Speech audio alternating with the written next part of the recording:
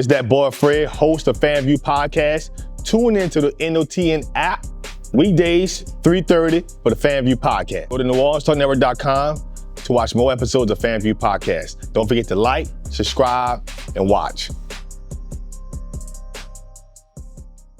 Step Construction is here for you with a brand new offer. We now provide affordable storage sheds. Stop wasting your money on overpriced storage units and portable containers. Step Construction can provide you with a custom shed that will fit your budget and storage needs. So contact Step Construction today at 504-340-5809 for your own personal quote. Let us help you take the next step at Step Construction.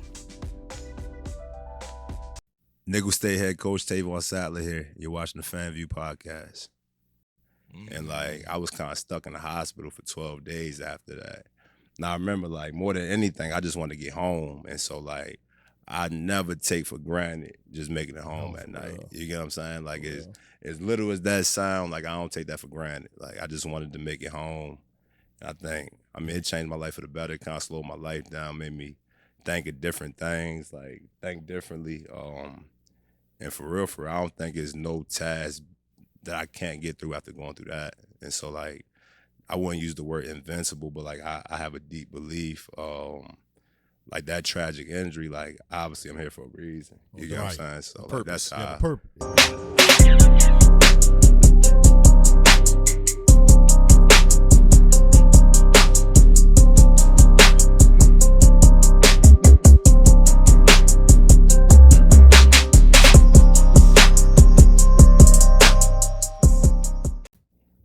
We back.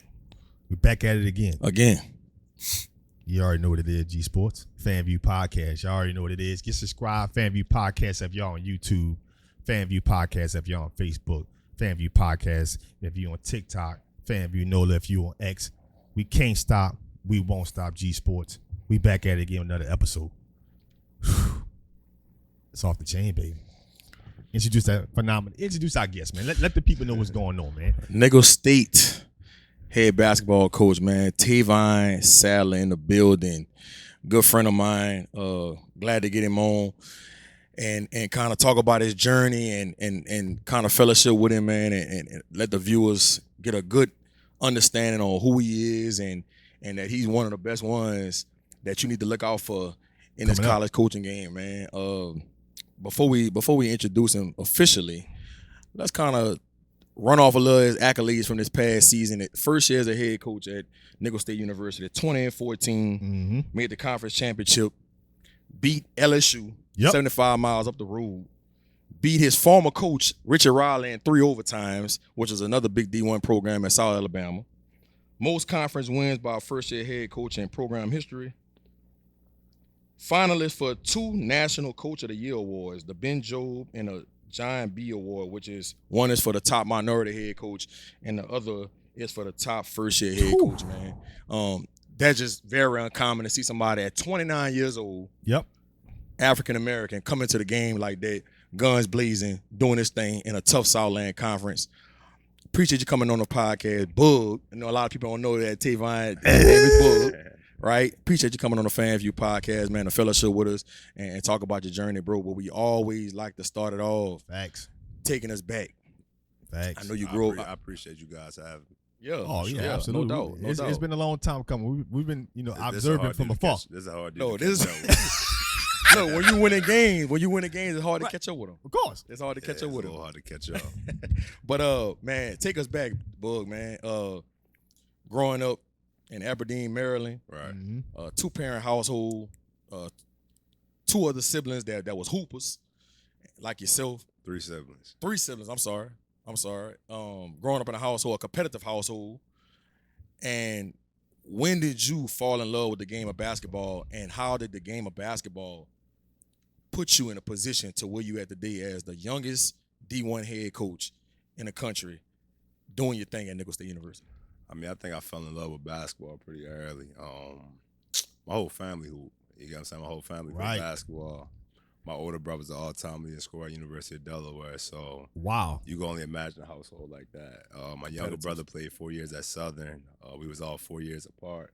So it was real competitive in the household. Growing up in Albany, it was dope. You know, like I love my hometown. I don't really want to go back, but like it taught me a lot of life lessons that I still use today.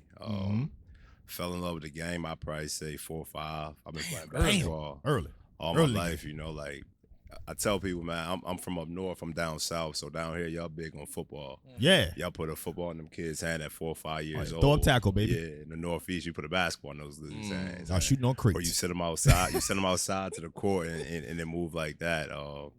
And so I fell in love with the game early. And like you asked me, how did I use basketball to maneuver?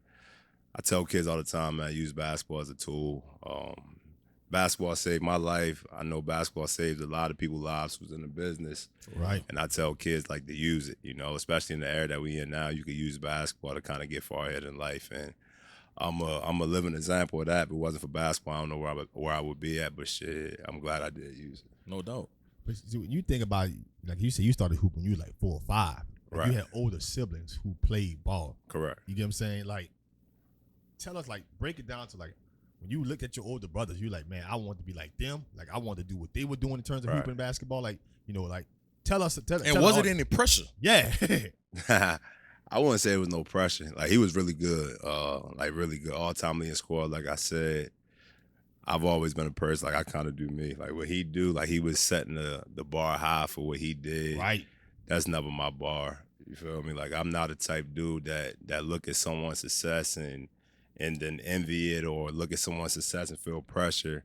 I think everybody got a different story, you know? So it was never no pressure, but looking up to those guys and seeing them put up a lot of stats and seeing them win state championships, you know, like the first part of believing is seeing. And so, like, For real. as a kid, I seen it was possible, you know? So I tell people all the time, I had good pillars in my life. I had great people to look up to, and that's more than half the reason I'm sitting where I'm sitting at today. So let's fast forward a little bit. You get into high school, you going to public school in your hometown, which was averaging like 40 a game. It was a lot. Something close to that, right? You was a one-man show. And then you decided to transfer to a prominent high school.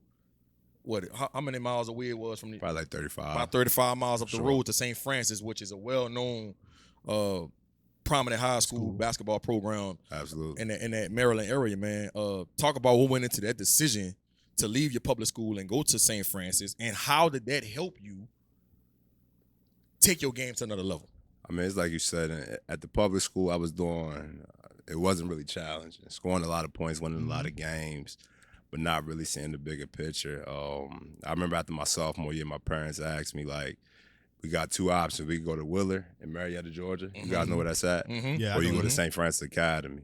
And at Willer, that's where Jalen Brown went? I believe so. Wheeler. I think so. Yeah, I think so. Jalen Brown went. Yeah, but at Willard, I would have had to have a host family. And like I was probably like 16 at the time. I wasn't ready for all that. You know? Right. And so I decided to go to St. Francis. I used to have to catch a train to school, hop off the train, hop on a bus. You was mature enough for that? And then walk to school every day.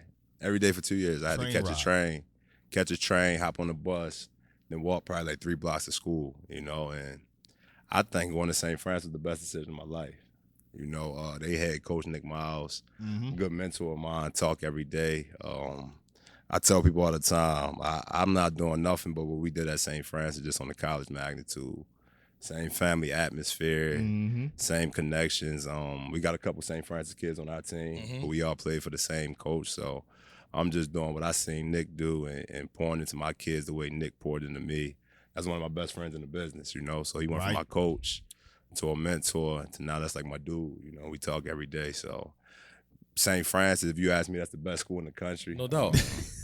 We put out a lot of athletes. You know, we expanded on the football side. Right. Coach Masad doing a heck of a job. You just seen Angel Reese. She's a St. Francis alum. You got her brother Julian. And so we got a lot, dude. So my thing is, bro, what made you step out on faith? Because I know you're big in your faith. Right.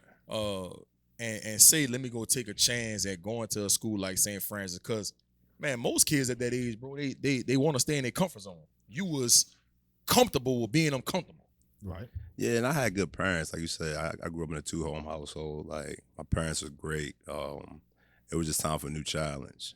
And so. But how did you understand the big picture at that young of age? Because a lot of kids don't understand it at that age. I wouldn't say I understood it at that age, but when you ain't got an option, Okay, gotcha. you gonna go. Yeah. You know, and so Okay, now you gotcha. look back at it, you see the bigger picture of it. And so play a national schedule, you plan a high school schedule, but you got 8 flights. It's preparing you for college. Right. You play with other really good players. We probably have about 6 Division I players on our team. So you go from a public school where you're the only Division I player to now You got about 5 or 6 of them. you with got a lot of guys around you. And so now it teaches you the value of togetherness and teamwork, and it's bigger than you.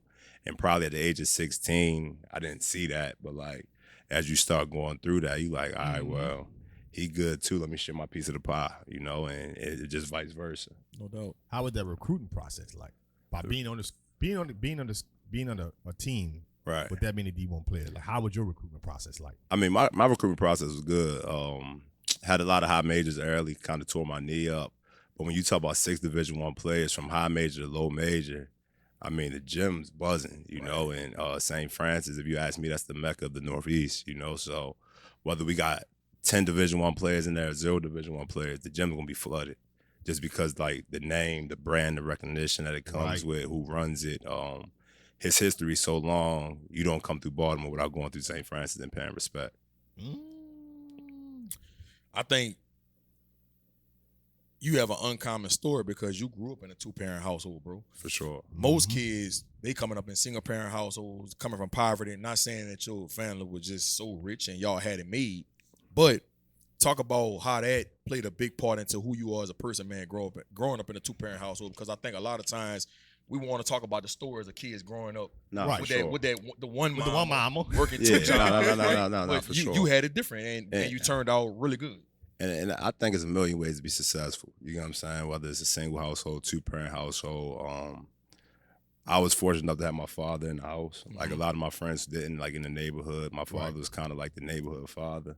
You get what I'm saying? But for the main part, like we didn't have a bunch of money. Like I just had 2 parents. And so the lesson that taught me in life, we ain't have a lot, but we had each other. No doubt. And so like that's something I still carry through life now. Like, yeah, I got 2 parents, but like my household's the same as my friends down the street with 1 parent. You get what I'm saying? So like it just all depends on how you look at the glass. You know, that would probably be the main thing. Like it's not always about money. Like we had each other, and that was more than enough. You get what I'm saying? Like we had each other.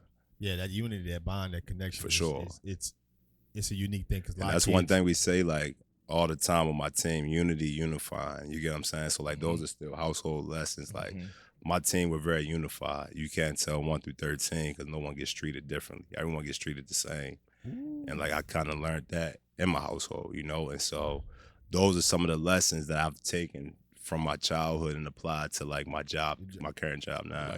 I like that. Yeah, you get what I'm saying? So now you heading off to college. Now if I'm right, you originally you didn't start off at Nicholls. Right, I started at UNCG. UNCG, yeah. How was that experience like? It was cool. Freshman of the year? Got freshman of the year. You know the crazy part? I played for the youngest head coach in the country, Wes Miller.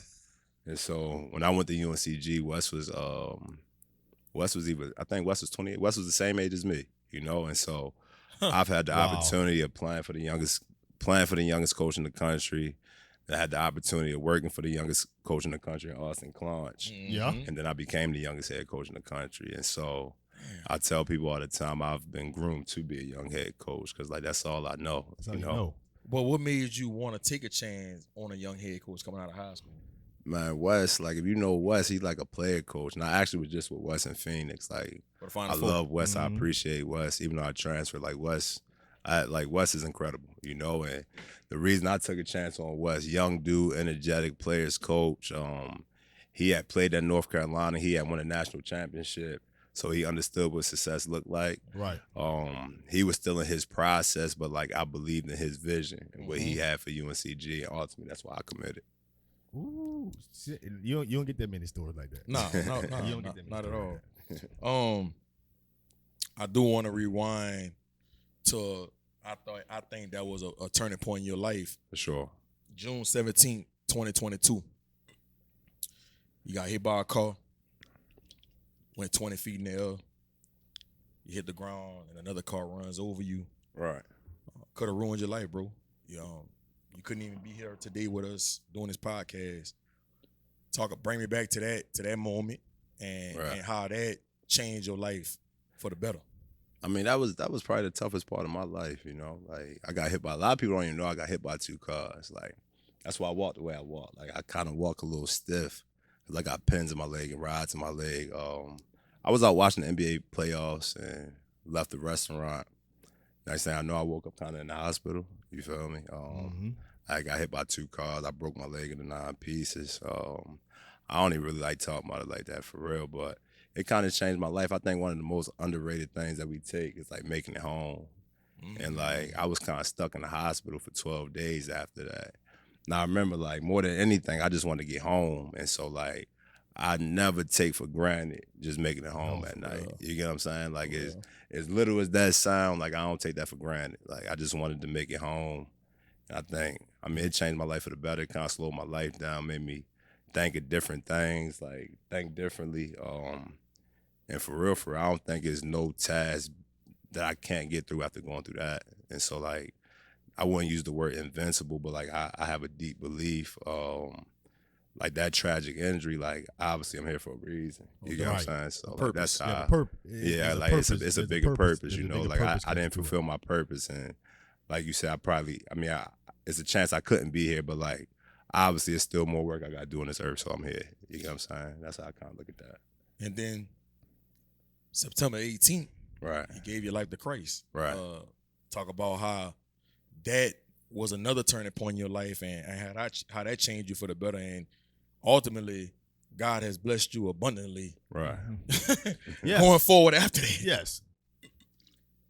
I mean, I've always been big on my spirituality. That ain't something I talk about a lot. I think people should do what they want, believe what they want. I'm not really here to convince you. Just for me, I felt like the time was right. I'm big into my spirituality. I felt like that was the right time for that. And it's been one of the best decisions I ever made. You know, like, just came out the accident. Crazy part, I had to learn how to walk again. That's hard. Right. Like, people don't understand how hard it is to learn how to walk again as a grown man. That was really hard. I'm not gonna lie. The pool exercises got me through. Life kind of slowed down. Kind of relied on my spirituality to get me through, and that's what it led me to.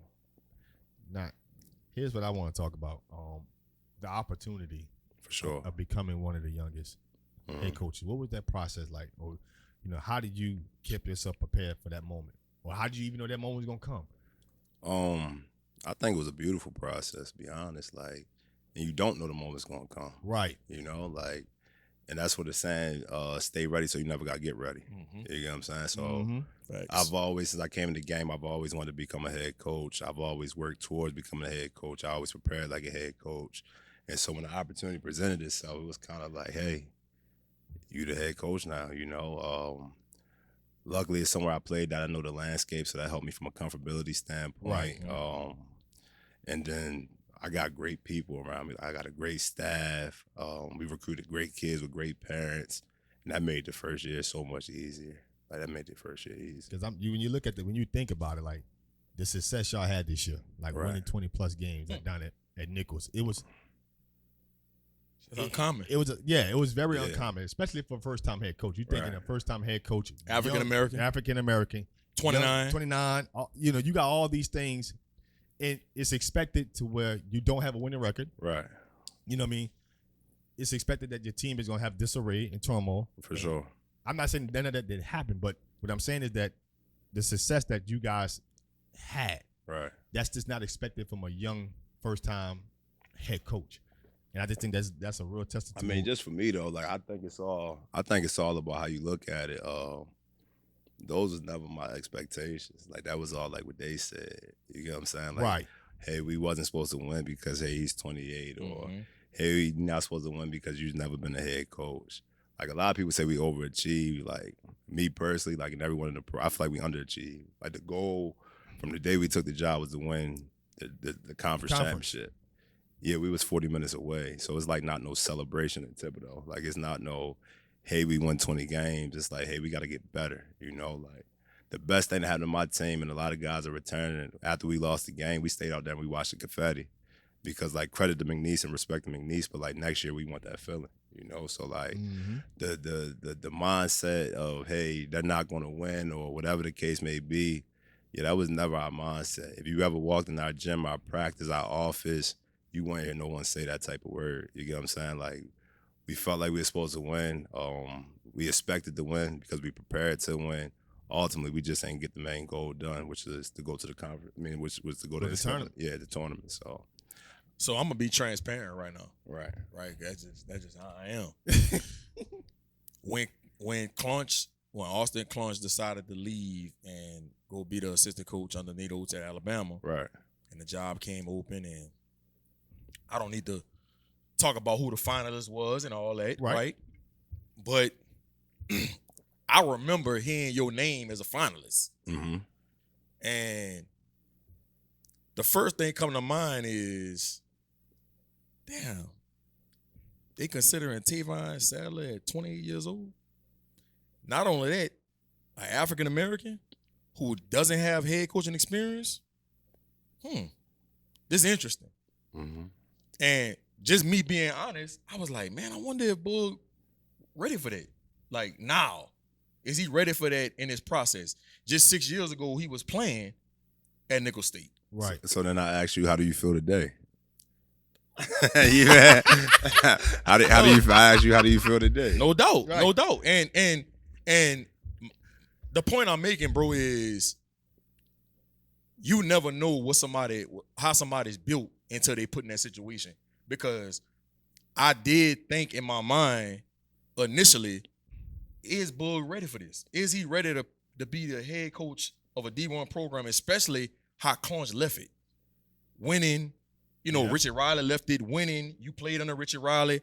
Can he carry that torch? I think you hit it with guns blazing, bro, and you did. I think y'all said. I don't want to say overachieve because you don't want to hit it, but I don't think if you ask the average person in Thibodeau, they expected you to do what you did. And I know you don't need anybody to motivate you. I know you got internal motivation because that's just how you built. But talk about how you wanted to prove to yourself that you was the man for the job and that you not just known as a recruiter, but man, I could get in the gym and develop players. I could break down film. I could scout. I could get these kids ready to go play against anybody in the country and be a victorious program. And just for me, it's all about how you see it. Like, I'm big on proving myself right. I'm never trying to prove nobody wrong. No doubt. You get what I'm saying? So, like, I heard all that noise. Obviously, when you're going through the recruiting process, obviously, people that you're recruiting against, obviously, they tell kids that. And, like, it's kind of like I just told y'all the story about Wes Miller. Like, do you believe it or do you not? Right. And my thing is, like, I've always looked at myself as a CEO. And that's more than that's what being a head coach is. Like, it's a CEO, you coaching, you managing people, you got finances, you got to have a budget. And so that was my main thing. I've done everything in college basketball, from being a graduate assistant to an operations dude to assistant coach. I mean, the only thing I didn't do was be a head coach, and now I'm a head coach. And so I'm a person who, though I'm young and I'm a head coach early, I haven't skipped no step. And I think a lot of people, that's what a lot of people don't understand. A lot of people believe. Like, in the quote unquote the perfect way in college basketball, you go graduate assistant, or some type of support staff, whether it's a Dobo, a video guy. I've done that. I've been an assistant. I just did it kind of earlier than everyone else. You get what I'm saying? So, like, that's the biggest thing that I think people don't really realize about me. Like, yeah, you look at me now, and I just turned 29, I'm a head coach. But if you really look at your past, I never skipped no step. And I think a lot of times, and we always talk about that, not skipping steps in your process. Yeah. Right. And for some people, that process is a little longer. They're probably still playing. For sure. They're probably still playing. They're probably trying to play 2 or 3 more years when college is over with. And that's one thing that kind of helped me. Like, you remember, I blew my knee out the game we won the conference regular season championship in college.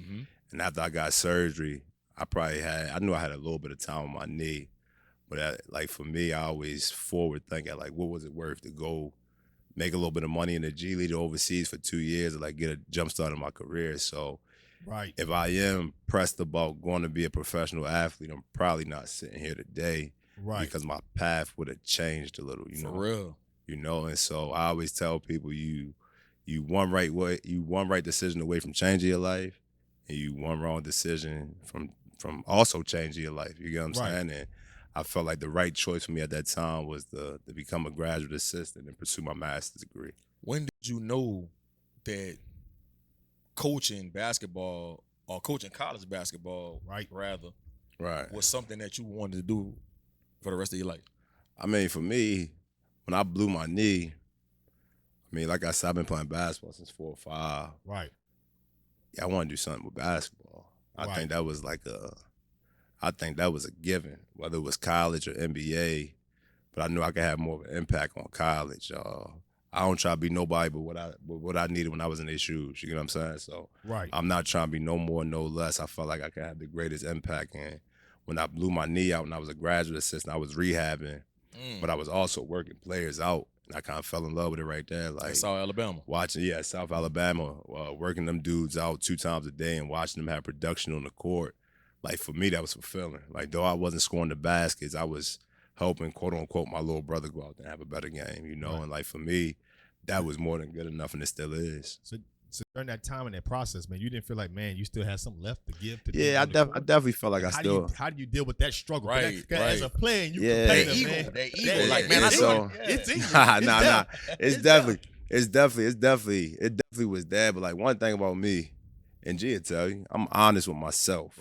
You get what I'm saying? So like, honest with themselves. That's not my problem though. I'm honest with myself, you know, and as bad as I wanted to do it, like I knew I couldn't have did it at the level that I wanted to do it. And like I always say, like, if you're not in it to win it, you shouldn't be in it. You know what I'm saying? And like that's why I came to Nicholls. Like, if I didn't think I could win at Nicholls, I would not have taken the head coaching job. Like, who wants to go somewhere and lose? And so like, before I take anything, if I can't win it, I'm not doing it. You know, like no one could force you to do anything. And so as bad as I wanted to go play, I knew like I probably just wasn't going to be at the level because I blew my knee out. And like I knew that would have bothered me more than me just calling it, I wouldn't call it quits, but like me just starting something else. So when you left UNC Greensboro and decided to transfer to Nicholls where Richard Riley was taking over. I'm from down there. Man, Nicholls State basketball was terrible. We can't terrible, dog. Like, nobody was going to games. They hadn't won a conference championship in 2 decades since Broussard, when they had Gerard King and when they played Mike Bibby and them in the 90s. In the NCAA tournament. I remember that, right?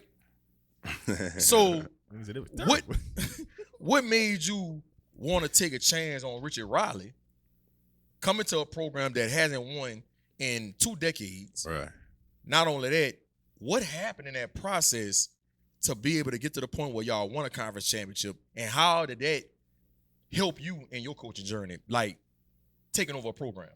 I mean, the thing that Richie sold me on is like I just told you about Wes. Like if you could sell a vision and get people to buy into that vision, I think it's beauty in that. And so he sold me on the vision in a place that hasn't won, and it was 2 decades since they had won.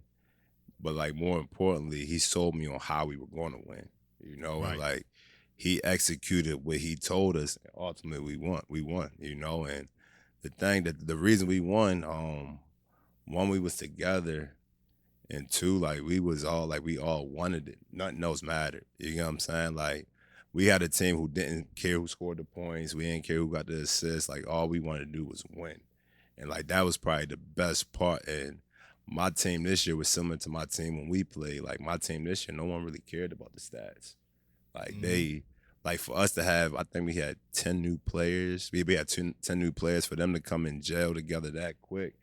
I think that was the thing I'm probably most impressed with from this season. Not the wins, not the losses, but, like, the bonds that they formed at that rapid of a rate. Like, that's interesting. You don't really find that in today's era. Like, with so many moving pieces, like my dudes came through and they gelled and they bonded. But we did a good job. Like, we do a lot of stuff in my house. You know, like we do a lot of we do a lot of stuff outside of bonding. basketball. Team bonding. In our program, you know, like, because basketball, that's just half the battle.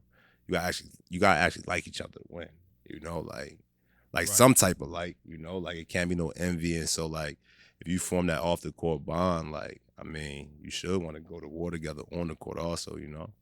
You don't see much of that today, especially in, obviously you come up in now this, what we call this social media era Right. of basketball, where everybody's chasing that real. Mhm. Everybody's, you know, after that highlight. You know what I Right. mean? For sure. And so to see, you know, basketball played at an elite level, but nobody's worrying about the stats. Nobody's worrying about the statistics. Nobody's worrying about, you know, who's doing more than what. It's difficult to watch that kind of, you know, the basketball today. Absolutely. Because everybody's after that highlight. For sure. Everybody's after that moment. Everybody got hidden agendas. For sure. You know, how do you keep players, you know, understand that what the main thing is the main thing? I mean, for me, it all depends on how you recruit. Like, I'm not big on the social media. Like, I got it, obviously, because you need it as a recruiting tool and all that other stuff. But, like, I'm not oblivious to the truth. The truth is, like you just said, everyone wants to see themselves. Everyone wants the real. Yeah. But, like, you got to, like, the thing I get my kids to understand is it's a different real if you win the game. Mm-hmm. And so, like, I try to keep it as simple as possible. Like, you can't tell those kids that's not important no more because, like, the reality is social media kind of runs the world right now. Right. And so, like, if you want the real, I want the real for you. Like, you should get the real.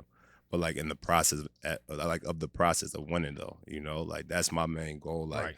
as long as you win, I don't care if you post 100 highlight reels. Like, our main goal is to win. Like, what comes with winning, we'll take it. You get what I'm saying? So, if you want to post 5 reels and 5 dunks, well, we won the game and go ahead and post it, you know? Right. Take me back to going into the PMAC. Right. I think, man, I remember typing your name in on Twitter. Man, everybody was talking about Tevon Saddler, right? And I thought that was your coming out party, so to speak. For sure. Right? That's when I think anybody that had any doubts of if you was ready to be the head coach at Nicholls State, I think you silenced it all that night. Especially, y'all was up like 20 points at one point. Yeah, I know we got about like 25. Yeah. They made it hard for us to get out that build, man. It got a little harder than that. Yeah. I mean, but going to the PMAC, I told my staff we was gonna win the game. So you gotta think I'm coming from Maryland, my assistant coming from Marquette under Shaka Smart where they won a ton. Right. I got another assistant from Utah Valley and Mark Madsen where they won a ton. Had another assistant from West Miller. And so, like, I get that it's Nicholls, but we all done it before. And, like, I think that's what people don't understand. Like, it's more about opportunity. Like, there's other good people out there who just haven't got an opportunity. Mm-hmm. And so when you get an opportunity, you got to crush your opportunity, obviously. Right. And also so others can get an opportunity. But just for me, man, going to that PMAC and winning the game, especially it being the first one, like, that was a special, special feeling. Like, if I say anything else, I'm not telling the truth. Regular routine, going through it. And as we watching film, I'm telling the staff, like, yo, we going to win this game. And so the thing I tell people all the time, we do the same exact thing University of Maryland do. Like, only thing we don't eat 5-star meals and we don't travel charter. But I run a high major program just at Nicholls State. You know, like, the difference is the meals and the travel, but everything from like a scheme standpoint and how we prep, it's high major, you know. And so that's why you see us go beat LSU, lose to Maryland in the last 115, got a chance to beat Mississippi State. Yeah, we run a high major program. Like, and like the thing is, and I tell my team all the time, like, you don't get credit for doing what you're supposed to do. Like, we expect to win those games. Mm-hmm. Right. And like the biggest compliment I've taken all year, like, is my team's fearless. Like stuff like that doesn't, like, it's not shock to me. Cause like, we prepare, we do the work, you know, like, everyone has to tie their shoes the same and whatever. But I was, to say the least, I was excited, but I wasn't surprised, you know, and it made you crave more. And that went so early in the season to help my guys have a deep belief, you know, like, they started to believe. And the hardest part of any organization, business, whatever, is getting people to buy into the vision. Right. And so 80 minutes into the season, that was the second game, my guys was locked, and so that was huge. I wouldn't mind playing LSU again. Mm-hmm. They probably it's won't something play my kids will never forget. And obviously it being my first one, I'll never forget that one. No doubt. Let's address the elephant in the room, man. What was it about McNeese and what Will Wade and them team did that it was just so hard? Y'all played them 3 times, right? Yeah. Mm-hmm. What was it about them that just made it so difficult to get over that hump and get that win against them? First and foremost, Will's a good coach. No doubt. Will's a good friend of mine. He's a really good coach. And they were talented, man. But, like, not only were they talented, they were together. They were tough. They were athletic. They shot the ball well. They shared the ball. And I tell people all the time, like, I spent time at McNeese, so I know how hard the job is. Yep. And, Will did a great job of getting guys into that. Like, he did a great job of getting guys there, but, like, you still got to win the game. So for him to hold it together for that long and get those kids to buy into the bigger picture, right? They were a tough out, bro. They had our number for sure. Yeah. I would want to bring this up, and I don't want to completely shift gears, but I do want to talk about college basketball in its totality. Right. These past couple of years, it seemed like college basketball has shifted. Mm-hmm. We've always kind of seen the featured player, whether it's the tournament, come out of high school, going to a big program. Shouts out to, Coach Dan Hurley for winning back-to-back, national championship. For sure. But it doesn't get the same flair that Florida got. Right. Florida won it. Florida had Joakim Noah. They had Al Horford. They had lottery picks. They had lottery picks. Right. When Duke won it back in the 90s, they had lottery picks. He does it. UConn got a lottery pick. Big fella. Yeah. The Flanagan. And Castle if Castle should be a lottery pick. But they don't get the flair Right. that they credit for. Right. Let's talk about the landscape of college basketball, because it looks like at some point in time, the big recruits or the big name players are not coming out of college basketball. We're not watching it. They're not. That's not the first overall pick. What is something that college basketball needs to adjust to start getting some of those recruits back in college basketball? When you say the big picks aren't coming out, number one, what do you mean by that? Like, let's say, for example, Wembanyama doesn't play college basketball. He's the first overall pick. A-Man Thompson Scoot wasn't in college. Scoot Henderson Right. wasn't in college basketball. Yeah. Those 2 Thompson kids wasn't in college basketball. They're top 5 picks. Right. So the season before, who was your first pick? All those names is like, I wouldn't say for college basketball. I just say, man, it's a million ways to be successful and get to the NBA. Mm-hmm. Right. Just like G do different things. I think people are finding different creative ways to make it to the top. You get what I'm saying? Like, where you don't necessarily have to follow a blueprint.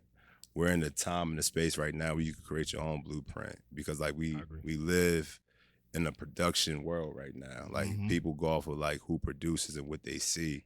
And so if you're able to go a different route and still produce and get the same results, I think that's fine right now, Like, everyone's taking different paths. It's a transfer portal now. You could transfer. It's NIL, so it's no quote unquote perfect way.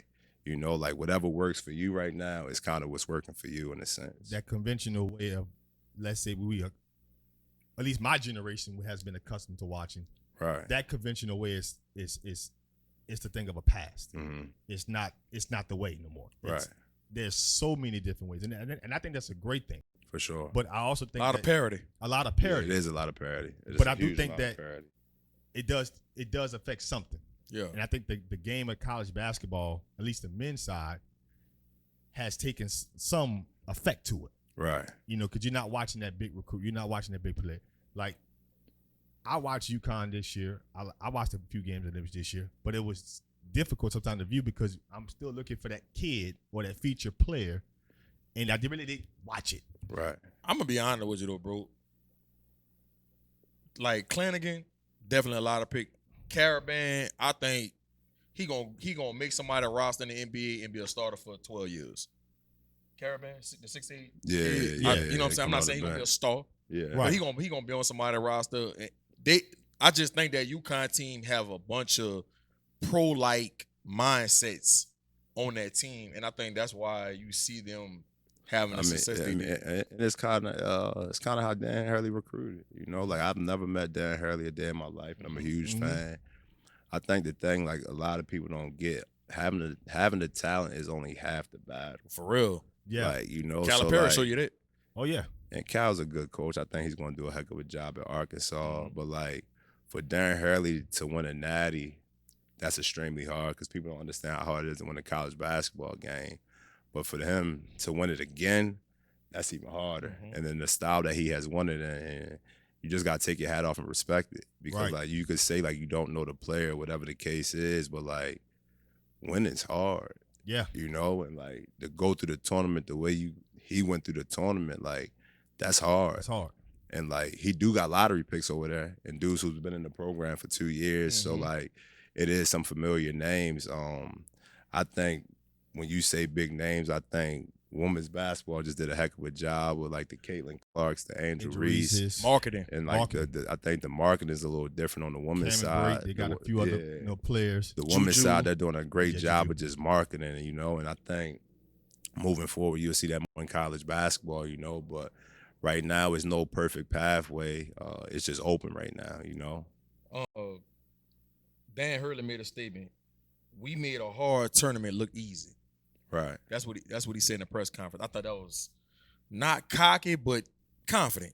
It's the truth. Right? But, right. No doubt. And so in 12 seasons, he only had 2 NCAA wins before 2 years ago. Right. In your mind, because you deep in this, what changed what Dan Hurley has done at that program to turning into back-to-back national championships? I mean, I won't say exactly what changed. Obviously, something clicked over there. Would you say it was 12 years with 2 wins? 12 seasons, bro. Greatness take time, you know? Like, and for his athletic director to give him that amount of time to get it figured out, I know his athletic director's feeling like a genius right now. The day and age we in right now is a produce right away business, you know? And so for him to take him that long and now he got it figured out. I seen something on Twitter earlier where he said, I think it was in 2020, I forget it, I don't remember. Yeah, when he said, y'all better get me now. Get me now. So obviously he's seen something that was coming. But I like it goes back like I've been saying all day. I think it's about a vision, you know, like it's easy to have a vision, it's harder to execute the vision. So whatever vision he's been putting out, he's been executing and he's been recruiting the right kids. I know he got Kamani Young on the staff. He got a really good staff. And most importantly, the players believe in him. Like they brought into him, you know, and that's more than half the battle. And I don't know if you saw, I posted it on Facebook. It's been going, everybody been sharing it, how he said that when he's recruiting kids, he is really paying attention to the parents. And if he don't really, if he's not really feeling how the parents is raising their child and their core beliefs and their values, then he don't want them part of their program. I mean, if you don't respect your parents, why would you respect me? No doubt. You know, so like I 100% agree with him. I think that's important. Like if you're not respecting your elders, how can you come on this campus and now you just respect me? You get what I'm saying? And so you want parents who, one, hold their kids accountable, but 2, like just don't make it easy for them, because life's gonna hold you accountable, and life ain't easy. And so like if you usually get a kid around the age of 18, so if you've been going through life 18 years and you haven't been held accountable, like you only know what you're taught. And so like now I have to break a new bad habit for you, and like breaking bad habits aren't always the easiest thing. Right. Because now you got a kid who's been doing he's been conditioned for 18 years, and so he don't know no different. Right. So now you come in, you the bad guy. And you got him in your organization. So I think that's important. Like if your mother, your father, whoever is like taking care of you, they're holding you accountable, you're not losing your mind, well, there's probably a good chance that this kid could come on campus and like we can coach him, you know, like that's one of the things that's hard in this day and age, just depending on who you ask. We recruited kids that we could coach, you know, like I know some programs who they can't coach their kids because of X, Y, and Z. We don't got that problem. And I'm not saying we're UConn, but like I'm saying that's some of the same things that we look for. Like like I said, like our kids had good parents. That was part of the reason we also took them, you know, like that's important. And now you got someone in their life when it's not working at your institution that you can call, and now they're holding them accountable. So now it's two people holding them accountable. Now you're just not by yourself. You get what I'm saying? No doubt. Then sometimes people may have hidden agendas. You know, like sometimes you got kids who just, they've been taught their whole life that they're a pro player. Right. I'm a pro player, but they And you're not. And you're not. For sure. And that just gets to the truth. You're not. Right? So now you're coming in with this mindset, I've been a pro player, I've been taught me a pro player, and you're not. Mm-hmm. Now you got to try to find ways to buy in, but now you got to break so many different habits. Your parents been sitting inside the stands. Right. Talking bad about coaches. They ain't doing this for my kid. They ain't doing this for my kid. Right. But now you got this kid coming in here, and it's hard for them to buy into the truth. That's the quote that Dad heard. That's what he's saying. Like, he wants the kids that the parents hold them accountable, and it's not like, hey, it's the coach's fault. Like, it might be the coach's fault sometimes, but like a lot of times, bro, the kid not playing because of the kid. Like, you know what I'm saying? Like, I know if the kid can help me win, like, I'm gonna put him in the game. You know. But a lot of people don't have that understanding. A lot of people just have that mindset that you're not playing my kid because of some agenda you have. You don't like them. Absolutely. Right? Treat them so way. And it's like, well, if they could help win the game, why would he not play? Why would he not get these minutes? He's doing something that is taken away, or somebody's outperforming them somewhere else. Maybe the other kid showing them practice more. You know what I'm saying? Maybe the other kid is doing other things, not always related to basketball, but he could feel like he could trust that kid. Absolutely. Your kid may be more athletic, he can do certain things. However, this kid's doing that. The little things. On the flip side of that, NC State 11 seed. Yeah. Kevin Keats, don't know him personally, never met him.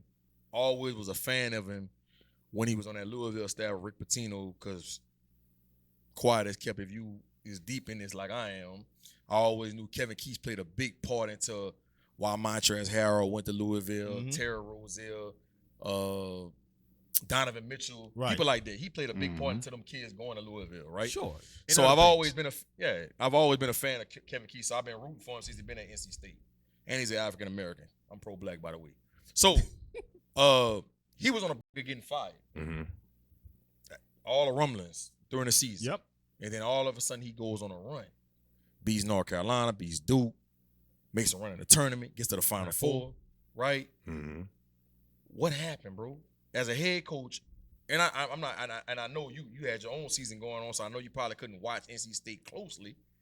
But what in your mind happened, and what clicked? What could have clicked in that program before they just made a run like that? I watched them play, and I forget exactly what DJ Burns. I watch post games all the time. I was watching DJ Burns post game.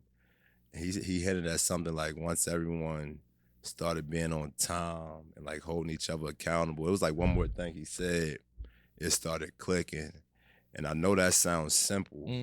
That's not as always simple, you know? So I think like once everyone brought in, like I just said, the hardest thing is when someone has a deep belief and they really believe it, it's hard to break that, you know? So he had talented players who believed and they correct a couple mistakes. And like in March, you got to get a little lucky. I hate to say it. Like, they got hot at the perfect time and they started rolling and they rolled all the way to the Final Four. And they had a chance to, I think they lost 50-63. But like to even get to that spot, I mean, that's impressive. You know, like up and down season. But there's no better time in college basketball to figure it out than March. And they figured it out in March and they kind of rolled. I don't know how many games they won in a row. I think it was like I know they won the ACC tournament. Yeah, I don't know. Like 8 games. I think it was like 8 games in a row. Yeah, and then made it to the Final Four. And they beat some really good teams. And so like to do that, like that's really, really hard. Because they weren't like a top. I'm a Blue Devil fan. I knew for sure was gonna see them. I was like, yeah. I said, so, can somebody else please take them out? I thought they'd have been gone by now. I said, I said, well, our season over. Oh, I mean, no, it's not. It's over. It's over. You know, like you were saying, being in the South, like especially like in Louisiana, everybody put a football in our hand, and you know, this is a football-driven state. But in Maryland, man, y'all had a lot of athletes come through, bro. For sure. You know, Rudy Gay, Wine Dixon, who I grew up watching, Gary Neal, who went undrafted and then got on with the Spurs, started doing his thing. That's my guy, Gary, my guy. Yeah. Gary from Aberdeen. Yeah, right, exactly. That's why Will Barton, Josh Smith, my older brother Tevon Saddler, Javon Usher, Jeff Green, CJ Fair, the list go on. And so that's what I'm saying. As a kid growing up and watching all those dudes, you gotta think like it was a year that Josh and Will was number 1 and 2 in the country. Dang. Like they from Baltimore. And so like you talk about forming like a deep belief, you literally see it. You know, and I tell people all the time. Baltimore plus the DMV, that's the best basketball in the country. That's just my personal opinion. Like, just got the bad roads, man. I don't know where the driving come from. Yeah, it's at the bad roads. Oh, it's horrible. Yeah. Dominique Dawes. Yeah, we had some Dominique Dawes from Maryland. There's been a lot of dudes, man. Maryland holding it down. No, it's been a lot of dudes. Well, how old were you when you had to be super young? You're 29, so your brother probably got attest to this. When Steve Francis was coming through Maryland, and Maryland and Wine Dixon though. Yeah, I was a young boy, but like you, like Maryland's the school, like you know what I'm saying, like Maryland's like these schools, so like you know about Gary Williams, you know about the Terps. It used to be called Comcast. Everyone wants to get the Comcast, and it's called the Xfinity now. But like you know about that stuff, you know, and. Wilcox, Lonnie Baxter. Yeah, man. Like, it's been dudes that come through. Grievous. Like, it's been dudes.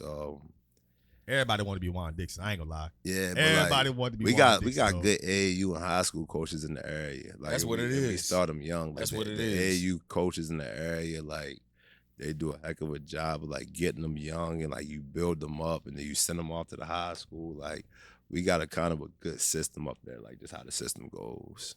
So, and in your mind, why is it hard to keep them home? Because a lot of these dudes, they going to North Carolina, UConn, like Rudy Gay with the UConn. Right. I mean, I was just at Maryland. I wouldn't necessarily say it's hard to keep them home. I would say you can't keep everybody home. Mm-hmm.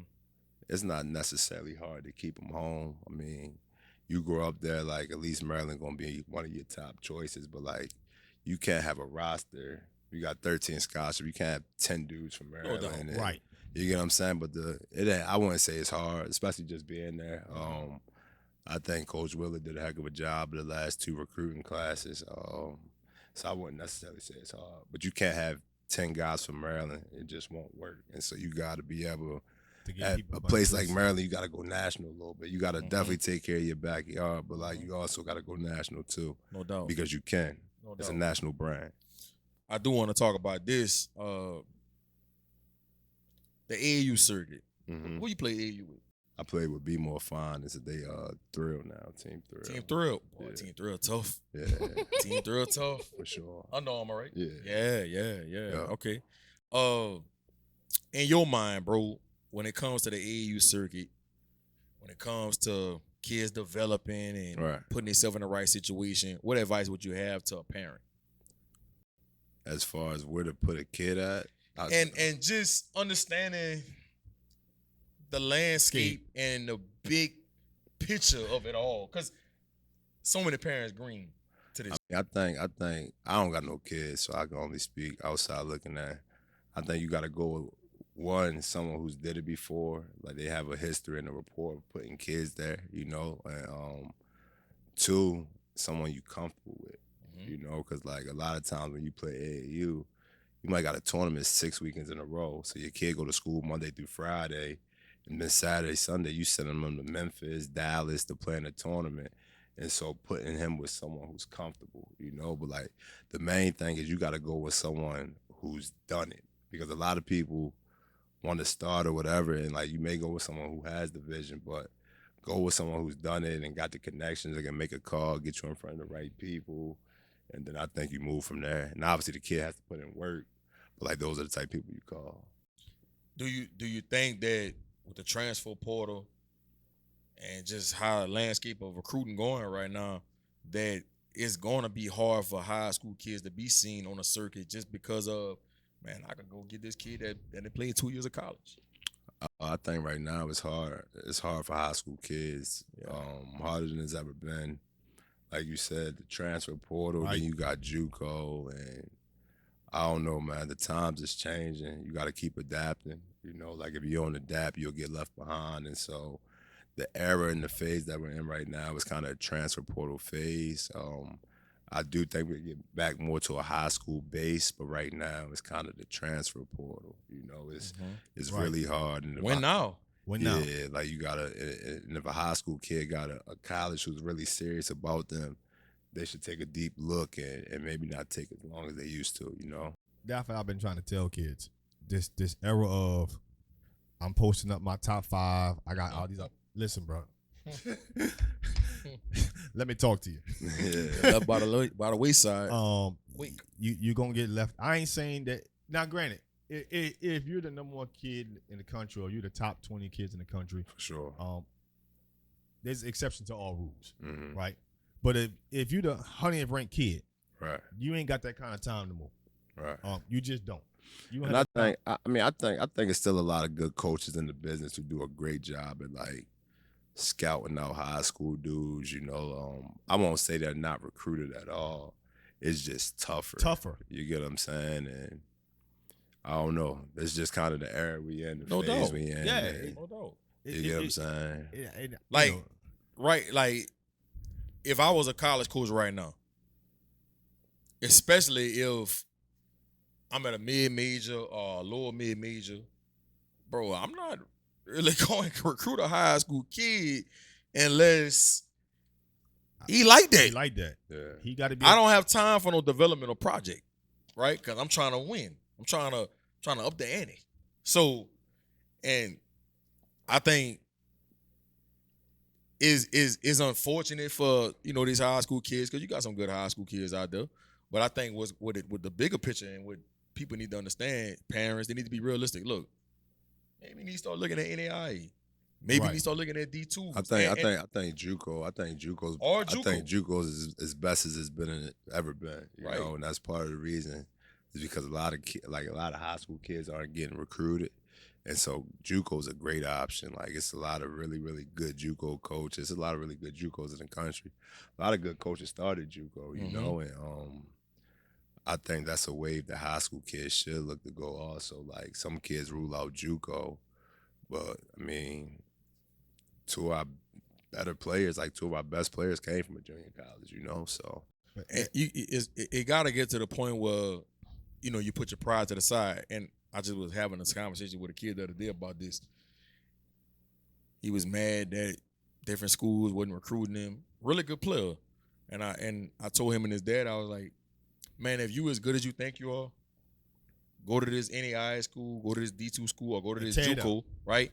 Tear it up. Mm-hmm. If you as good as you think you are, and these big schools that you talking about gonna come find you. Right. You know what I mean? So it's different now. You don't have to necessarily go sign with a high major straight out of high school, and that's the NRBR. You can go sign with Emory University out of Atlanta, right? Mm-hmm. Go average 27 and 5, and then maybe a Georgia Tech might be like, hey, you want to come play? We won't get you for your last 2 years of college. Absolutely. You know what I mean? So I think people thought process just got to change. I think it's also from me. I think it also hurts the development of the kids. Transferring. Yes, it's because of you go in, you buy in, you learn one system, right, and you're still developing your game, right? You're still learning if you're gonna be a mid-range scorer, if you're gonna be a defender, if you're trying to be a 3-point shooter, 3-and-D, what have you, right? You're still trying to figure out who you are as a basketball player, for sure, and what your role is gonna be to basketball. Right.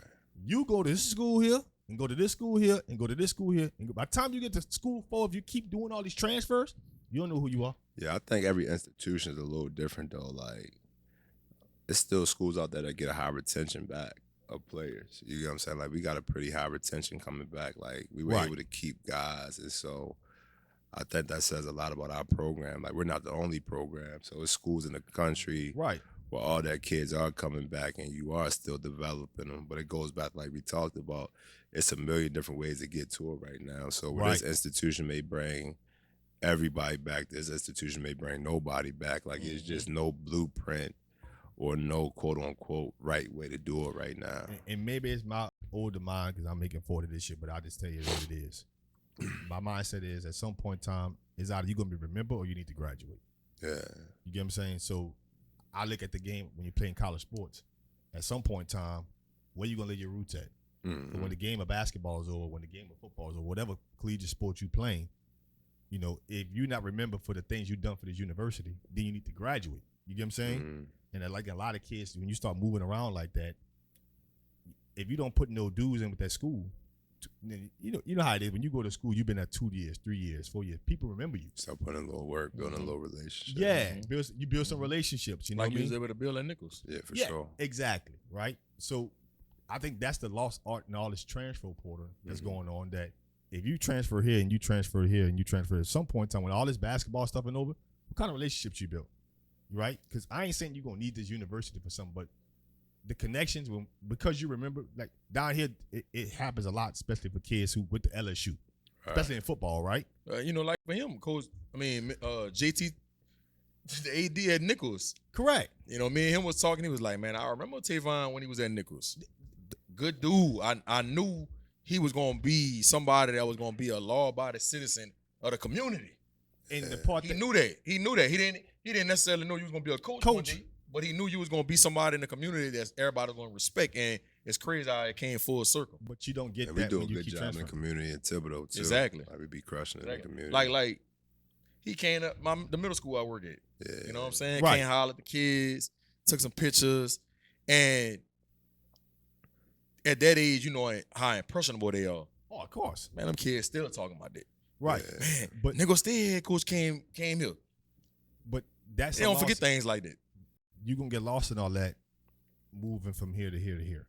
That's not what's going to happen. And I think and I'm interested to see how it. I mean, we still at the beginning of this transfer. I'm interested to see like how it Still in the goes. pioneer stage. Like, you kind of gotta just let it play it out. Like, one thing about me, like, I don't really try to control the narrative. You just gotta keep adapting. Like, you either gonna adapt or you gonna fall off. So right. this the era and the state that we in. You either gonna adapt or you kind of gonna fall off. And I don't really want to fall off.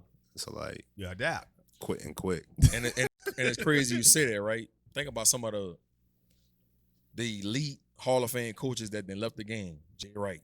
Yep. Who him and Rick Pitino probably 1 and 2, 1A, 1B. That was my favorite coaches growing up. Jay Wright and Rick Pitino. He had them suits, bro. Yeah, Italian suits. Yeah. Them suits were just Ricky off the Pitt. chart. Yeah. Oh, no. yeah. Oh, Jay Wright. Jay Wright. Wright. Yeah. Jay Wright. Yeah, Jay I Wright. need- I Now, know Rick how to Pitino look did at kill it when he used to come out with the all white sometime. Yeah. Presidential. You seen me coaching the all white? Yeah, with the product. We're going to get into that. His product collection crazy. I started to wear him today. I said, nah. I Shoulda. should have. You want to know what's crazy? I just left Phoenix. I seen so many coaches with Pradas on. But you know, like, I'm about to get off the Pradas because a lot of people want them now. But I got so many Pradas, man. Hey, look, though. But you inspire me, bro. Let me show You grab some, bro. I ain't gonna lie. People get Pradas and send them to. Yeah, that's what I'm saying, bro. They fire. Good shooter coaching too. Right? Don't feel like you can lose, right? Feel like you gonna go undefeated. Bro, look. But look, and I've been a Prada head. So when you started wearing them, like I was wearing Pradas in college. Bro. Right. I was wearing Prada. Like I used to take my refund check. Mm-hmm. I'm going to buy Pradas. I'm going to For buy sure. the P's. So I've been on them. So when I started seeing you wear them, I was like, oh, that's gonna get him about 3 recruits. Just off that. You feel me? Yeah. Gotta have some swag. Yeah, no doubt. But just going back to what I was saying, you know, you got people like Jay Wright, Roy Williams, Coach K. Yep. Leaving the game, bro. This is elite coaches. This is coaches that I grew up watching and idolizing. The way the game is changing, you don't think that Tom Izzo probably next. Bill Self, Mark Few. Mark Few. You know, people like that, man, like, is that going to kill college basketball in your mind? I wouldn't necessarily say kill college basketball. I mean, it's like anything in life. If you're doing something for 20 years and it changes in the blink of an eye, it's new territory to you. It's not familiar. And I don't want to make nobody mad when I say this, but I do think it's about to be a new wave that hit college basketball. You know, you always see it. You know, like those dudes are great. They've had a great legacy. They're still great. But at some point, like, in life, you probably want to do other things, you know? And Right. one day I'm going to get to that point also, like, pray, like, God willing, I win me a couple championships and I get to the point, like, where it's a new wave. And I'm not going to say pushing me out, but the game's changed, and I just don't want to deal with it, you know? And so I think I'm not speaking for them. Yeah, but no like, doubt. the game has changed, and I'm not sure if they want to deal with it. I haven't had a conversation with Izzo or Self, or I haven't had a conversation with those dudes, but I just know me, and I know me personally. If I've been doing something for 20 years and it kind of changed on the blink of a dime, I don't know how I would feel about that. I don't know if I would. Yeah, because those coaches is a process. It's kind of like Nick Saban. Correct.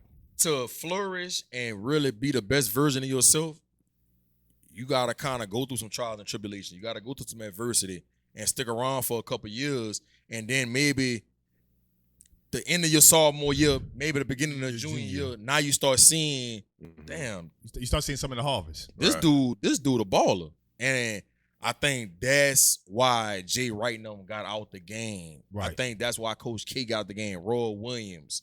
And that's why, you know, people like Tom Izzo, He holding on.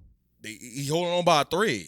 And Izzo's a good coach, man. Yeah, he's a heck of a coach. Hell of a Izzo's coach. Hell of a coach. Hell of a coach. You know what I'm saying? And I guess me watching them growing up, man, it's just like when I see these great coaches leave, I'm like, damn. Yeah. Another one. You know what I mean? Like I want to see them keep it going. I want to see them keep it going. But like you say, man, you gotta have the ability to be able to evolve and adapt to the times that's changing. And if you can't, you're gonna get left behind. And to add to that, man, sometimes it's just time for youth, and I think that we all got to get out our own way. And that goes for Duke, like watching John Shire. Sometimes you just got to make way for younger guys, because sometimes these younger coaches are going to have newer ideas. Innovative, right? They can relate to these younger kids because they come up in the same era they coming up in, right? Absolutely. We came up, you know, a lot of those old coaches, man, you guys, let's just be honest, bro. Coach K not working his Twitter. No, somebody doing that for him. Not just that, Tom man. Izzo ain't working his Twitter. Listen, Somebody doing that for him. them coaches came out when they had AOL, man. Dial up. You know what I mean?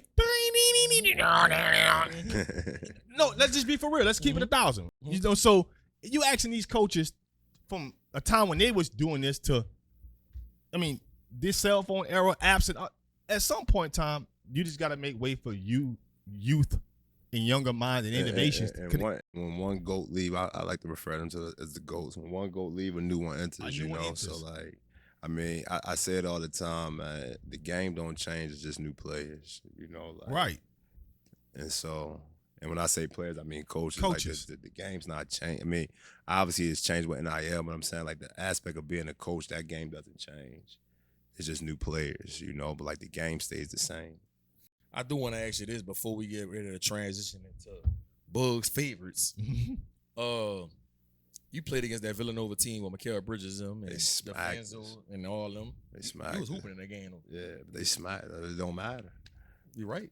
It don't matter. They smacked. You're right. If you had to guard that UConn team, Right. If and I know a big part of it is you got to have the personnel. I was about to say, right? You got to have the personnel. So can't be if out. you had the personnel, right, how you guarding all them different actions, all them different sets? Everybody steadily moving is pin downs, is dribble handoffs, is man. I'll give him that. Dog, one person get lazy is a wrap. It's a wrap. Yeah, I mean, it's hard to switch all that stuff. I mean, you would want to switch it, but they cut at such a pace that makes it hard to switch because now they're slipping, they're flaring. And so for me, I would try to pick them up 94 feet and wear them down in the backcourt. So now they not coming down and running that pretty offense with 25 seconds. I'm not trying to pick up to take the ball. I'm just trying to muck the game up a little bit. Now we only got to guard it for 17 seconds or opposed to guarding it for 24, 25 seconds, you know? So just trying to wear them down because that's all they do. They wear you down. Yes, and so indeed. it become a battle, like who's going to cave first, like. Dan Hurley has them dudes wired like they mentally want to wear you down. At some point, they want to break you, you know? Yeah. And so trying to beat them at their own game, I know a lot of people tried that this year. It wasn't didn't successful. work, you Ask Zach know, Edey. so. Yeah, 2 left feet. I would try to muck it up a little bit. Right. Last thing. Calipari, man, leaving a blue blood school like Kentucky to go to Arkansas. When I saw it, I'm not gonna say I was surprised because you was hearing the rumblings that a divorce was coming. Yeah, you said the divorce was coming. You was hearing things and stuff like that. But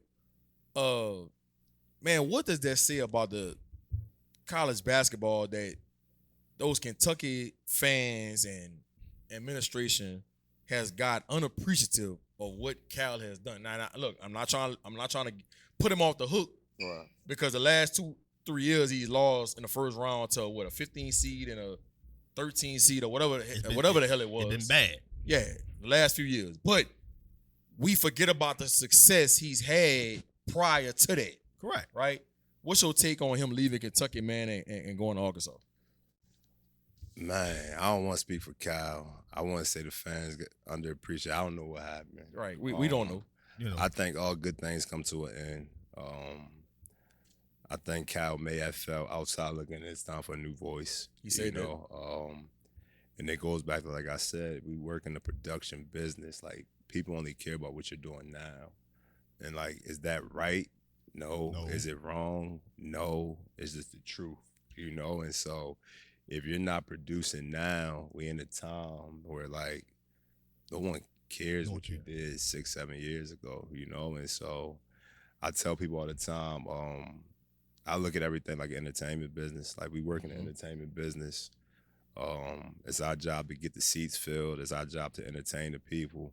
Part of entertaining people is winning games, So if you're not entertaining the people the way that they want, then they probably won't come back, right? It's like buying a movie ticket and the movie's not good.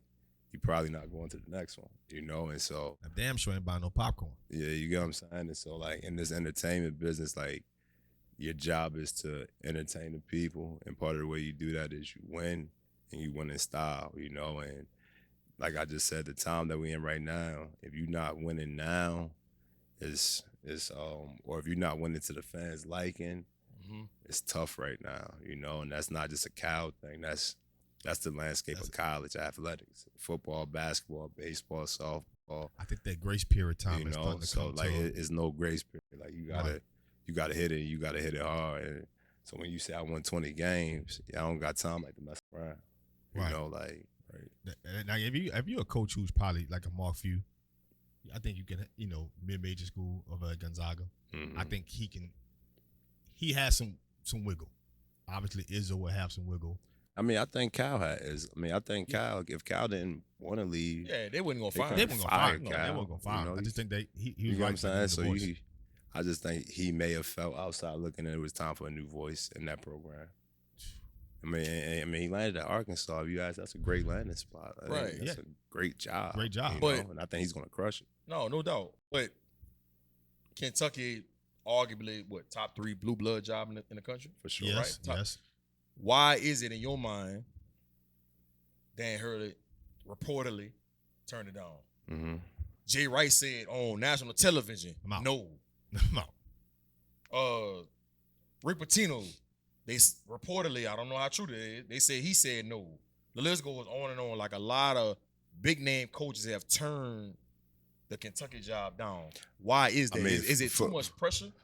Kentucky job is a lot of pressure. I'm not going to say that's why they turned it down. I mean, I speak on the 3 names you just named. For Dan Hurley, I mean, UConn's a blue blood. No doubt. Yeah. And so, I mean, there's no need. He just won 2 national championships. Now they were talking about paying him $11 million a year now. Yeah, but money ain't everything to a person with money. I say that all the time. You get what I'm saying? Like, Dan Hurley is not tripping off of money. Like, he's done an incredible job of, like, building that up.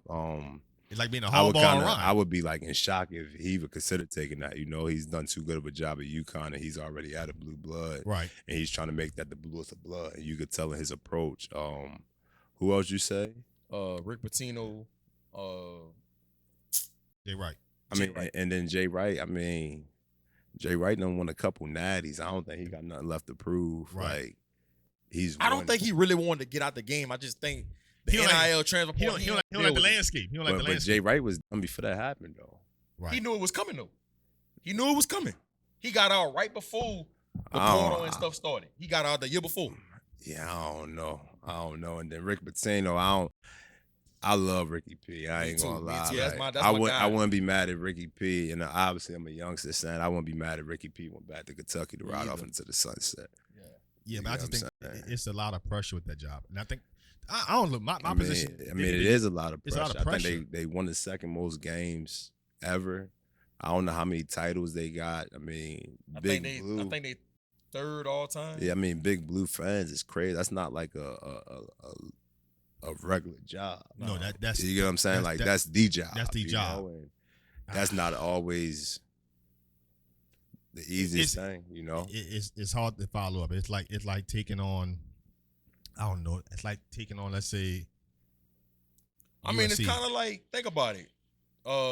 Dan Lannon didn't want to leave Oregon to go to Alabama. Mm-hmm. Dabo Swinney didn't want to leave Clemson to go to Alabama because just the pressure that comes with their job. Like, I mean, and then like you also got to think it ain't always easy. Like, people say ran Cal out of Kentucky, whatever you may say. You know what Cal did at Kentucky? That's not. I think they said 32 first-round picks. I mean, that's not easy to follow up. You know, so like you're not following up. You're not following up. I mean, I get what you say you ran Cal out, but you're not following up Cal after he's done a bad job. Correct. Leaving town or whatever, he's done a great job, and now you're following that. You're spoiled because of the success of the athletes that he brought through here. Absolutely. And so it's a hard job to follow up. I mean, what about Nate Holtz? Nate Holtz over there. Nate Holtz. He turned it down. That was another one turned it down. I mean, he just took Bama to like this first Final Four. And so like sometimes when you got real estate at a place, the grass ain't always green. And I'm not saying it couldn't have worked out. Maybe it could have, but like some people like building their own thing. And before we get to Buffy, we talking about Kentucky here. I mean, I get it. We talking about Kentucky, bro. And see, that's the kind of dude I am. If I got this thing rolling and we in the administration behind me, I got the resources behind me. I agree. Yeah, y'all gonna pay me $11 million a year, but I ain't gonna be able to sleep at night. For sure. I need my peace of mind. For sure. I need a peace of mind. For sure. Nate O's probably know he ain't gonna toss and turn it out in Tuscaloosa. You feel me? Somebody gotta take the job. That's the kind of dude I am. You know what I mean? Sure. But getting the Bucks favorites, man. Here we go, man. The end of the FanvVew podcast off. Favorite hooper all time, no matter what level. Favorite hooper, I go LeBron. LeBron easily. You like them big guards? That's my GOAT, LeBron. Yeah. All right. Favorite movie all time? Paid in Full. I got a tattoo on me. Paid in Full. Favorite movie, man. Lucky, man. Yeah. Cameron. Favorite sneaker all time? Pradas. Yeah, Pradas. Right, damn, it's about to go off the I know the reason why it was my man's. Yeah. You feel me? Look, I ain't gonna lie. When I started seeing the post with the P's on, I can't tell again. I saw the P's on, like, you on something? Right, bug. I'm like, yeah. Favorite comedian all time? Favorite comedian? That's a good one. I ain't really got one. What? I'm trying to think. No, I lie. Bernie Mac. Rest in peace, Bernie Mac. Rest in peace, Bernie Mac. Coaching was here. Yes. Rest in peace, Bernie. Rest in peace, Bernie Mac. Gotcha. Can't go wrong with Bernie. Favorite coach of all time, no matter what level, that had the most impact on you? Nicholls St. Francis. Why? If it wasn't for Nick, I don't know. Nick he done showed me the game. He done opened his house up. I'm 16 years old. Still my dude. Changed my life for real. Like, I want to be who Nick Miles was to me for my kids. You get what I'm saying? Toughest hooper you went against that you had to guard, right, as a player, and toughest hooper you had to coach against. Like when y'all was game planning, you saying to yourself, man, I don't know how we gonna stop this motherfucker. Toughest player that I had to play, and crazy, he didn't make it to the league. A couple situations came up. Brandon Austin from Philly. I don't know if y'all know. I don't know him. He ended up he was at I want to say Providence, then he was at Oregon, and now he's overseas. He from Philly, good hooper. Toughest person to scout against this year? It could have been at Maryland, could have been at McNeese, it could have been anywhere. Oh, when I was at Maryland, Zach Edey for sure. Oh, for sure. Yeah, last year. Because you don't know if you want to come double him because he's so tall, he can make the pass. You don't know if you want to come get him on the bounce. You really don't want to play him one-on-one. You get what I'm saying? And if you do come double, they got a couple dudes out there that can shoot it. Mm-hmm. So it's kind of a pick your poison battle. He was definitely a tough prep. I like what UConn did. They played in one-on-one in the first half. Mm-hmm. Let him get his. Yeah. To make sure that everybody else not in a rhythm. Mm-hmm. Second half, double him. Double him. Yeah. Then he started kicking it and they couldn't hit a shot. I thought that was a good plan. But you gotta, man. You can't just go at y'all know, like any good player, great player. You can't just have one coverage. Like you gotta throw different looks at him. But I also like how they would put them in pick and roll on defense. Mm-hmm. Yeah, you got it. They made him work. You gotta make him guard also. You gotta make him guard. I think he ended the game with 37, huh? Yeah. He had a heck of a tournament run. Yeah. Favorite place to visit? My favorite place to visit, Jamaica. I've never been to Jamaica, man. Montego Bay. I'm a big Montego Bay. That's on my bucket list, bro. I've never been there yet. I done been to a lot of places in the country. Yeah, I love going to Montego Bay. Good vibes, man. Good vibes. He said it's so subtle. Good vibes. vibes. Good vibes. I'm gonna take your word for it. I'm gonna take your word for it. Favorite football player all time? Vince Young. Okay. I was a big Vince Young fan. Vince Young, Tavon Austin. Von Austin from Maryland. Yeah, Vince Young. He from Baltimore. He went to Dunbar. Yeah. One of the coldest highlight tapes ever. Yeah, him and Vince Young was probably my favorite. Reggie Bush would probably be a third. Gotcha. That'd be my third. Gotcha. Tavon Austin at West Virginia, man. Yeah. That game he put up 500 yards. I was like, boy, what are we watching? I was a huge Vince Young. I used to play football. I was a quarterback. Come on, man. Yeah, I was a quarterback. So I was actually better than football than basketball. You had the hoop dreams. So you telling me you probably could have went high major. I ain't saying all that, man.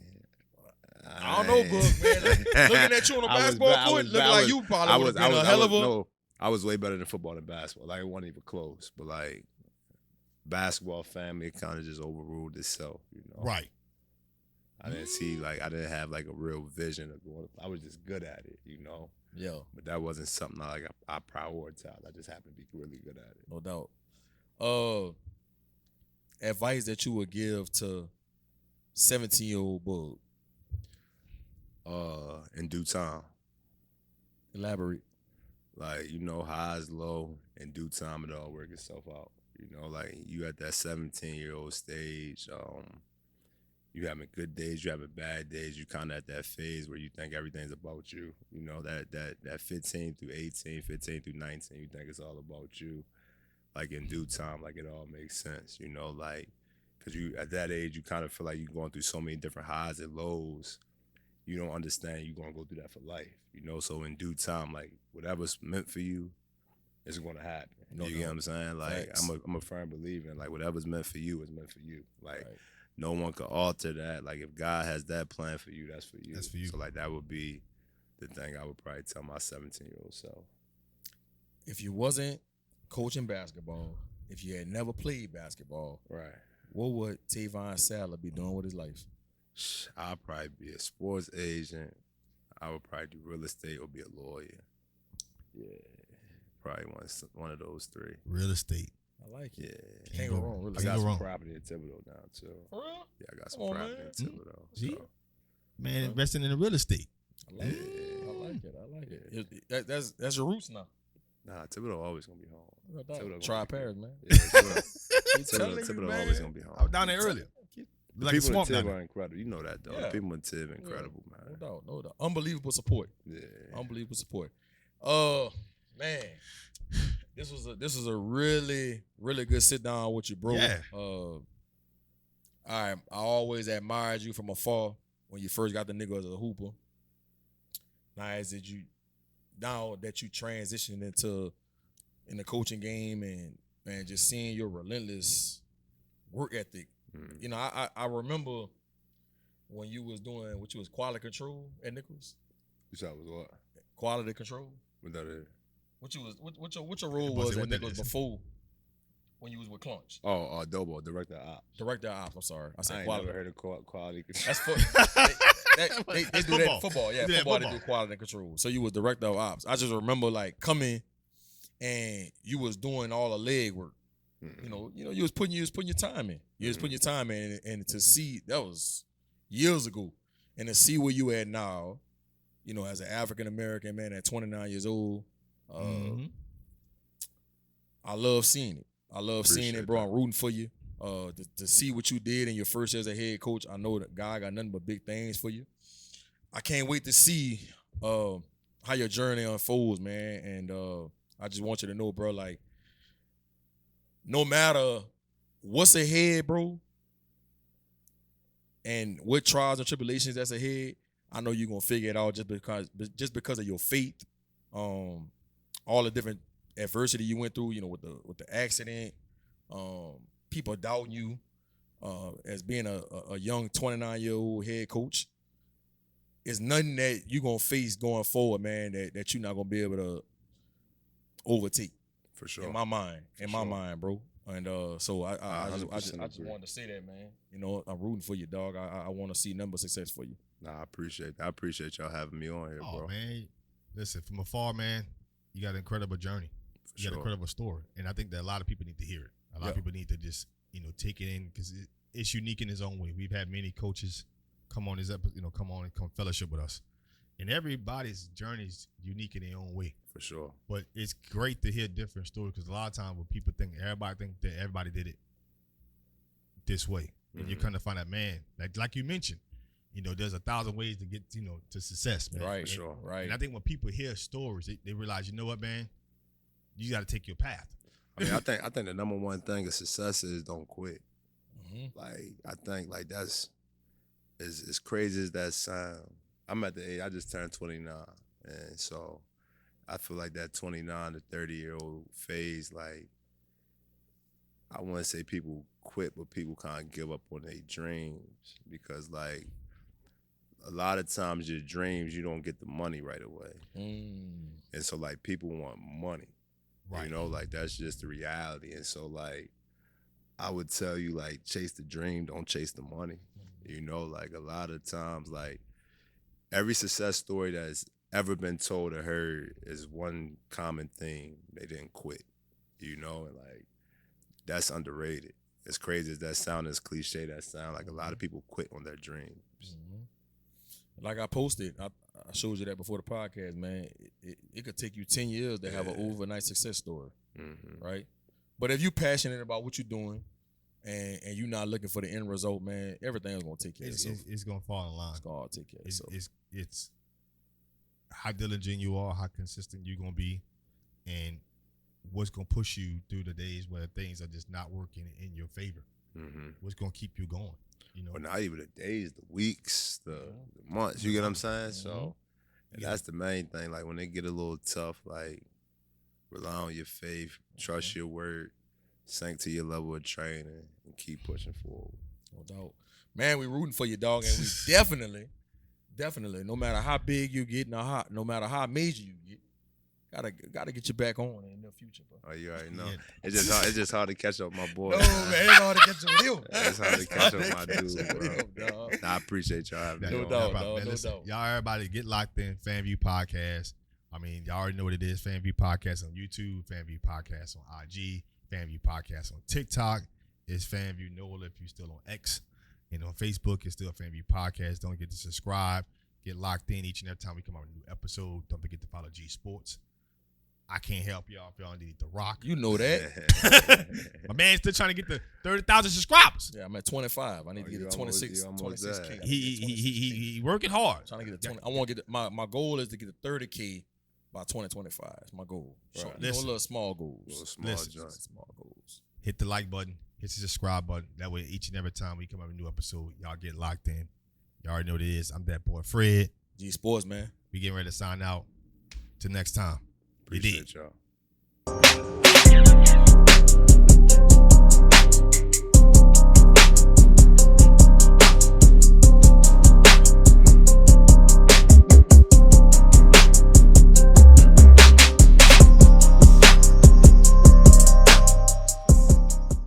Step Construction is here for you with a brand new offer. We now provide affordable storage sheds. Stop wasting your money on overpriced storage units and portable containers. Step Construction can provide you with a custom shed that will fit your budget and storage needs. So contact Step Construction today at 504-340-5809 for your own personal quote. Let us help you take the next step at Step Construction. It's DatBoyFred, host of FanvVew podcast. Tune into the NOTN app weekdays 3:30 for the FanvVew podcast. Go to NewOrleansTalkNetwork.com to watch more episodes of FanvVew podcast. Don't forget to like, subscribe, and watch.